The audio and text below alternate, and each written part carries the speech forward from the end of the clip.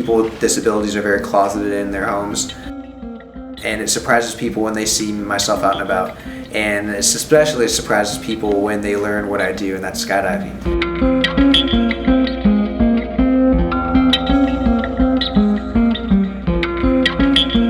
It's always intriguing to hear what they have to say about their view on sports, and then to hear it change when I tell them my view on sports.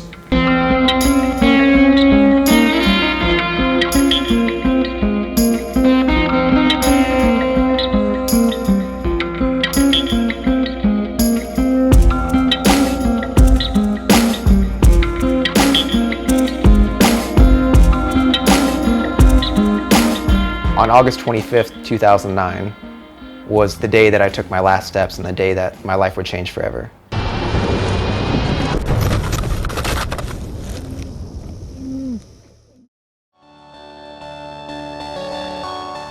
Fast forward 6 years and I'm in Dubai setting world records for essentially the same thing that got me in this situation. And I'm living and I'm pushing myself to possibilities that I never thought could be done.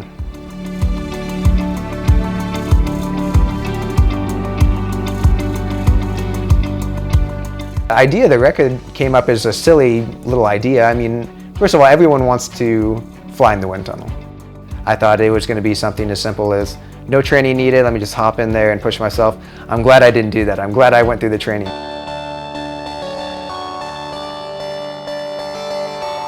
Ended up being one of the hardest things I've done in my life. A lot of the instructors like, I haven't flown for 30 minutes straight, you know, and these guys are the top flyers in the world, and they didn't even have a good response for me. They didn't even know how to deal with it. The first time I got to 1 hour mark was amazing. And then I tried an hour again, and it didn't go so well.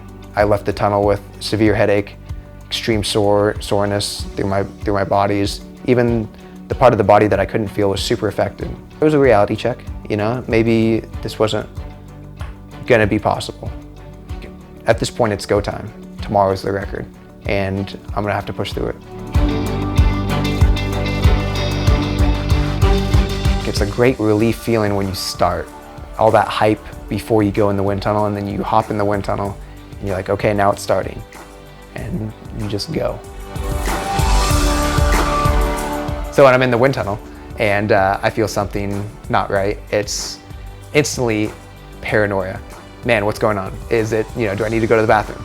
Is my toe curled up the wrong way? Is, you know, my shoes tied on too tight? And this is only halfway through to the record. Way too early to be experiencing these things, I thought. But what do? You just push on.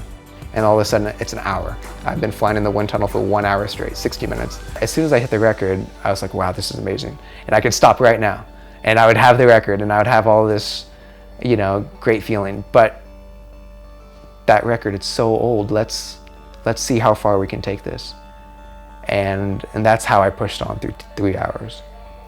And then I'm just struggling to 3 hours. I'm getting nauseous, I'm getting sore and tired and cold. And when the clock finally switched over to 3 hours, it was amazing. And right at that time, my friends who had been watching, they hop in the tunnel with me, and they're celebrating with me in the tunnel when I'm flying. And that's an incredible feeling of accomplishment, not only for me, but for my friends there who supported me through the whole process. So as much as I was by myself during the record, I had all this support with me, even including the audience telling me what time it was and how much longer to go. Jenny was writing down song lyrics, so I would have a song stuck in my head, and Ange would make me a little picture to, you know, to show me like, hey, you're at, you know, 2 hours now. And it's incredible when I fly 3 hours, but what's more incredible is that everyone comes together to see me fly 3 hours in the wind tunnel and to set the world record.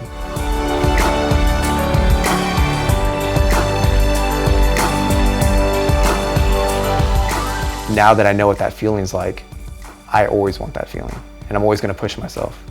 And this record let me have that feeling.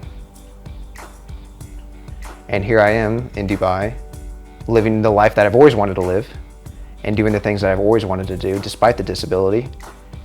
And isn't it a true testimony that I can still be the same person, even though physically I'm not?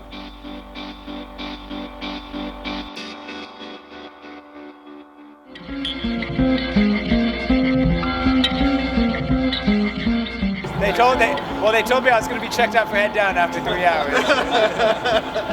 This event's been sponsored by ibuprofen, the painkiller of choice. You should watch him trying to get in his chair after 3 hours of flying. This could be quite an artistic dismount. He needs to drive home. He came here driving.